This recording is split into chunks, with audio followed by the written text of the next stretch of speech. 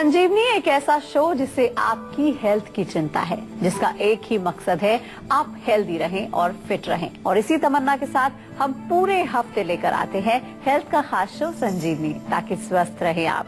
नमस्कार, मैं हूँ आपके साथ जूही सक्सेना और हमारे साथ है विश्व प्रसिद्ध आयुर्वेदाचार्य डॉक्टर प्रताप चौहान जी। डॉक्टर साहब, बहुत बहुत स्वागत है। नमस्कार, थैंक यू।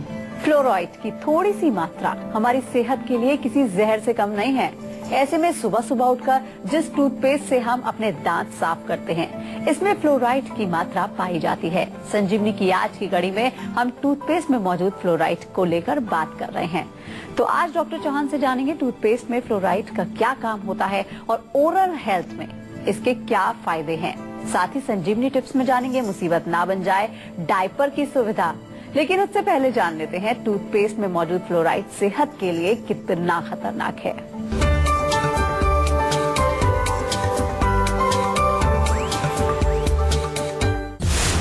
टूथपेस्ट में नमक, नीम, बबूल हो न हो, टूथपेस्ट में फ्लोराइड है तो हो जाएं सावधान, क्योंकि फ्लोराइड से हो सकता है आपकी सेहत को नुकसान।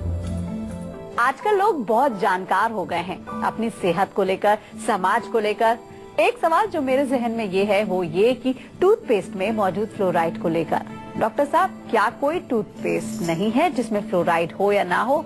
और क्या है फ्लोराइड और एक टूथपेस्ट में इसका क्या काम होता है? ओरल हेल्थ में कितना फायदेमंद है ये फ्लोराइड?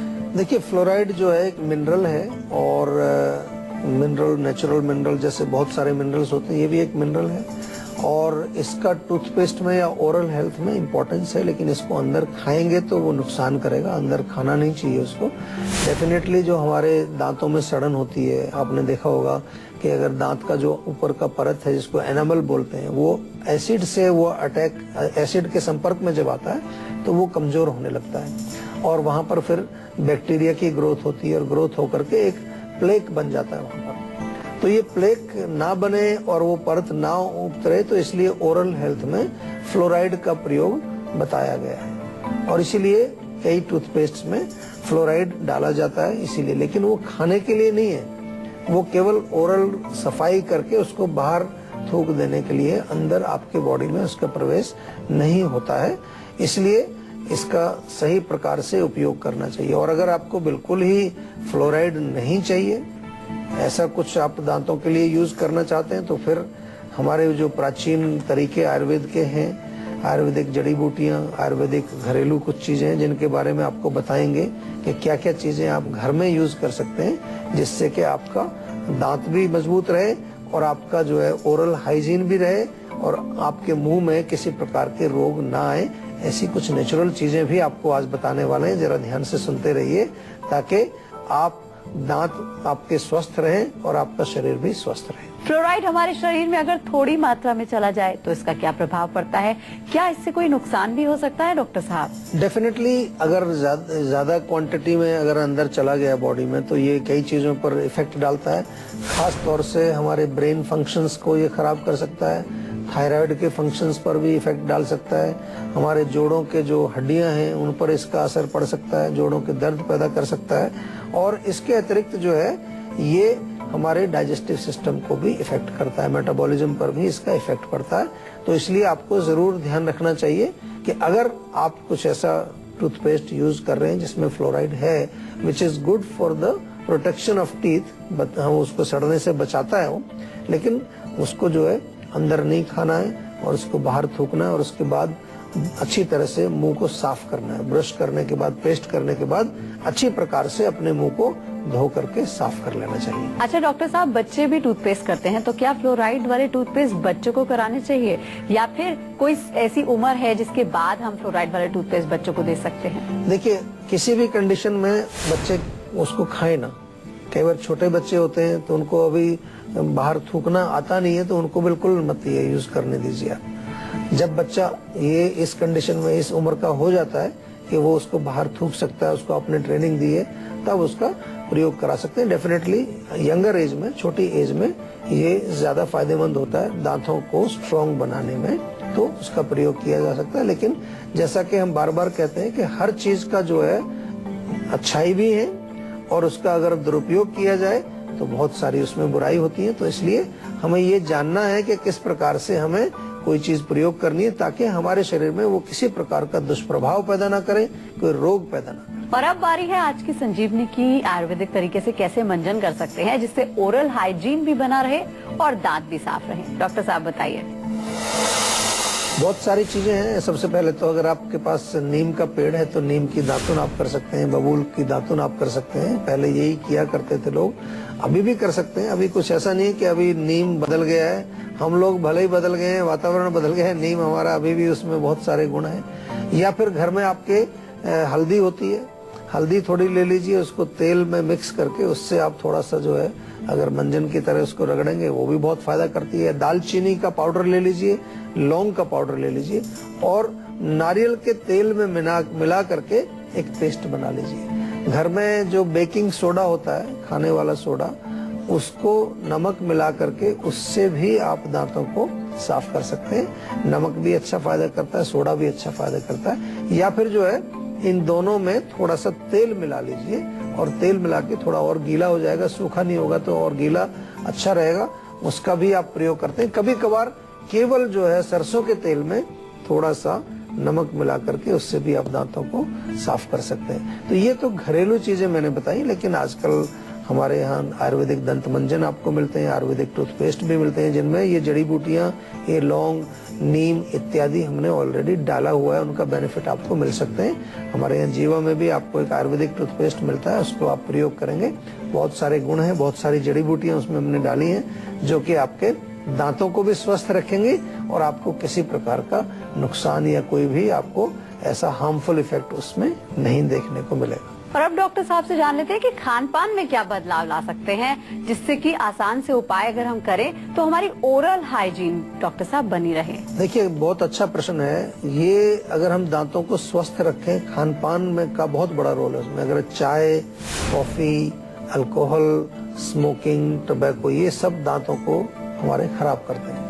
कोई भी एसिडिक, ज्यादा एसिडिक फूड जिसमें बहुत ज्यादा तीखापन है, बहुत ज्यादा खटाई है, बहुत ज्यादा एसिड है, उसका अगर आप सेवन कर रहे हैं तो वो एसिड जो है हमारे दांत के ऊपर की परत को नष्ट करना शुरू करता है। फिर वहां पर बैक्टीरिया की ग्रोथ होती है, फिर वहां पर प्लेक बनता है, फिर वहां पर दांतों में सड़न होती है, फिर दांत आपका गिरने लगता है। इस तरह से वहां कैविटी बन जाती है। ये इसका प्रोसेस है। तो इस ऐसे भोजन आपको नहीं करने हैं। बहुत अच्छा रहेगा कि एक लौंग आप रखें अपने जेब में और दिन में कभी एक बार दो बार थोड़ा लौंग चबा करके उसको चूसते रहें, तो उससे आपके दांत अच्छे रहते हैं। और जब भी कुछ खाएं, इवन यदि आप कुछ जूस पी रहे हैं, कुछ मिठाई खा रहे हैं, कुछ थोड़ा सा कुछ और चीज आपने खाई, बिस्किट खाया, कोई स्नैक्स लिए, उसके बाद भी आपको अच्छी तरह से मुंह धोना है, कुल्ला करना है, दांतों को साफ करना है। कहीं पर भी कोई मिठाई, कोई भोजन अगर हमारे दांत के अंदर फंसा रह जाएगा तो वो आगे चल के आपके दांतों को खराब करेगा। एक कॉलर हमारे साथ जुड़ गए हैं, अर्जुन है अजमेर से। क्या जानना चाहते हैं आप?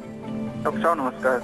नमस्कार जी। डॉक्टर साहब, पहले तो आपको बहुत बहुत धन्यवाद जो आपने ये शो जारी रखा है टीवी पे। हम लोग काफी चीजें सीखते हैं जी आपके शो से। और आपने जो अपने क्लिनिक खोले हुए हैं वहाँ पे भी मैं जाता हूँ तो डॉक्टर बहुत अच्छे से बात करते हैं और ब्रीफ में बताते हैं सारी चीजों को। चलो अच्छा है, हमारी यही उम्मीद है कि आप लोगों तक हम अच्छी सेवाएं दें। नहीं, बिल्कुल डॉक्टर साहब पहुँच रहे हैं। हम लोग तो आपका शो डेली देखते हैं और कोशिश करते हैं कि आयुर्वेदिक चीजों का इस्तेमाल करें और हम वो करते भी हैं। आपके कई शो हमने देखे हैं जो बहुत अच्छे लगे हमें। डॉक्टर साहब, आपसे ये जानना था कि अभी कुछ दिन से ऐसा हो रहा है जैसे चाय पीते टाइम जीभ जल जाती है। हाँ जी। उस तरीके की प्रॉब्लम जीभ में हो रही है। कुछ भी खाने पे वो लग रहा है जीभ में, वो 2-3 दिन हो गए हैं और ऐसा होता चला जा रहा है। तो इसमें क्या मैं नुस्खे ले लूं जिससे ये? देखिए, इसका मतलब ये है कि थोड़ी गर्मी बढ़ गई है, पित्त जिसको हम बोलते हैं आयुर्वेद में। तो एक तो गर्म चीजें बंद कर दीजिए, उसमें चाय भी आती है, लाल मिर्ची, अचार, तीखी चटनी वटनी जो भी, उनको थोड़े 4-6 हफ्ते अभी बंद कर दीजिए ताकि हम पित्त को बैलेंस ले आए। दूसरा जो है, अब हमें देखना है कि कौन सी चीजें हैं जो कूलिंग काम करेंगी, जो आपके बॉडी में कूलनेस लाएंगी। तो नारियल पानी बहुत अच्छा है, वो पिए। इंटरनल अगर आप इसको करेंगे तो बहुत जल्दी ठीक हो जाएगा। लोकल लेवल पर अगर आपको कुछ एप्लीकेशन चाहिए तो घर में अगर आपके सफेद मक्खन है तो मक्खन थोड़ा सा लगा लीजिए, वहां पर बहुत जल्दी हील करता है। अगर शहद भी है तो शहद भी लगा सकते हैं, वो भी अगर कोई जख्म बना है तो उसको हील करेगा। या फिर जो है नारियल का जो तेल होता है वो भी आप लगा सकते हैं। चमेली के पत्ते अगर ताजे मिल जाएं तो उनको थोड़ा सा 1-2 पत्ते धो करके अच्छी तरह दांत से चबा करके वहाँ उस पर थोड़ा लेप करें, वो भी उसको बहुत जल्दी से ठीक करता है। तो चीजें बहुत सिंपल हैं, छोटी छोटी सी चीजें करके देखिए, बहुत फायदा आपको मिलेगा और आपको लगेगा कि हम बिना मतलब परेशान हो रहे हैं और छोटी सी चीज ने हमें ठीक कर दिया। और यही है आयुर्वेद की शक्ति, और इसीलिए हमने आपको बार बार प्रेरित किया है कि आयुर्वेद को आप अपनाइए तो आप जरूर स्वस्थ हो जाएंगे। एक कॉलर हमारे साथ जुड़ गए हैं, राहुल हैं कानपुर से। क्या जानना चाहते हैं आप? जी नमस्कार डॉक्टर साहब। नमस्कार जी। सर मैं ये जानना चाह रहा हूँ सर, मेरे को महीने में कम से कम 2 बार जुकाम होना ही होना है। अच्छा। नाक से पानी आता रहता है और छींके आते रहते हैं, बड़ी समस्या हो रही है। तो आपकी समस्या दूर कर देते हैं। आप केवल इतना कर लीजिए कि एक जीवा से च्यवनप्राश मंगा लो और इसको रेगुलर खाते जाओ, कम से कम 6-8 महीने, हर रोज 1 चम्मच सुबह 1 शाम को। आपकी इम्यूनिटी जो है, नाक, गला, फेफड़ा, ये सब जो है इसकी मजबूत हो जाएगी। इम्यूनिटी आपकी, ताकत इसमें आ जाएगी। दूसरा जो है मिल्क प्रोडक्ट्स, दूध की बनी चीजें, तली हुई चीजें, मिठाइयाँ, ये कम खाइए। थोड़ा सा पाचन अच्छा रहना चाहिए, अपच ना हो, इंडाइजेशन ना हो, आम ना बने, पेट साफ रहे। छोटी छोटी सी चीजें हैं जिनको हम नहीं समझ पाते हैं और समझ करके भी उनको प्रैक्टिस नहीं करते हैं। कुछ हम थोड़े आलसी हो गए हैं आजकल, खास तौर से जहाँ रोगों की बात आती है, जहाँ हेल्थ की बात आती है, वहाँ तो बिल्कुल हम अपने शरीर को ढीला छोड़ देते हैं और हम सोचते हैं कि बस डॉक्टर साहब के पास चले जाएं, वो कोई गोली ऐसी लिख दें कि वो गोली खाएं और बस काम ठीक हो जाए हमारा। वो ठीक है, ऐसी गोलियां मिलती हैं आजकल हमारे मॉडर्न साइंस में, एलोपैथिक में ऐसी टैबलेट्स हैं, एक टैबलेट खाओ उससे रिलीफ मिलता है, लेकिन रोग तो ठीक नहीं होता ना आपका। और जो गोली खा रहे हैं उसके दुष्प्रभाव भी होते हैं, डॉक्टर लोग खुद ही बताएंगे आपको। तो इसलिए हम तो बार बार आपसे निवेदन यही करते हैं और करते रहेंगे जब तक आप अपनी आदतें नहीं बदल लेंगे।